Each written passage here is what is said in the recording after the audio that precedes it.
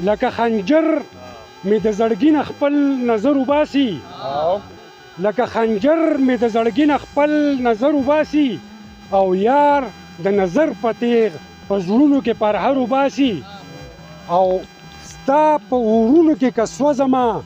خدا مې واوره ستا په اورونو کې که سوځمه خدا مې واوره زرګر چې اور له پوکې ورکي نو سره زر وباسي او چې مې د ملک په بربادۍ کې خپل ښکرونه ګوري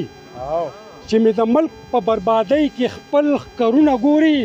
نو پښتون د داسې ښکرور سړي نه ښکر وباسي چې مې د ملک په بربادۍ کې خپل ښکرونه ګوري نو پښتون د داسې ښکرور سړي نه ښکر وباسي او د پاک وطن په بدنامۍ غزل لیکلی نشم د پاک وطن په بدنامۍ غزل لیکلی نشم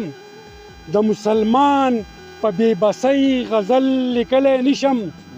د پښتنو په بربادۍ غزل لیکلی نشم او په مصیبت کې په مستۍ غزل لیکلی نشم نو دلته د غم د پاسه غم دی زه به څه ولیکم دلته د غم د پاسه غم دی زه به څه ولیکم په هر ستم پسې ستم دی زه به څه ولیکم او بې وفا شوی ټول علم دی زه به څه ولیکم او په اوښکو لون چې مې قلم دی زه به څه ولیکم نو ما خو به ما خو به ډېر څه لیکلي وو چې غم مې نه وی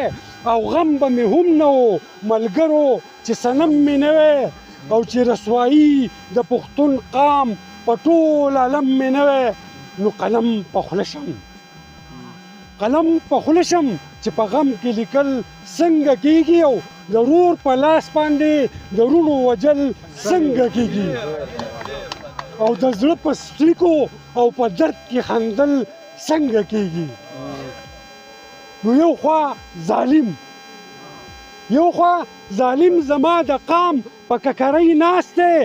او بل خوا سکر اور مې هم وجني په مرۍ ناست دی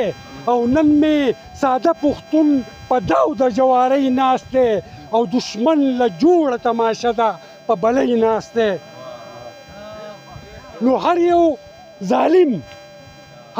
ظالم مې د قام خلک وار په وار وجني او څوک مې چاړه په مرۍ کیدي څوک په دار وجني او څوک مې د کور په درشل وجني څوک په لار وجني او یو پښتون راله د سر او د دستار وجني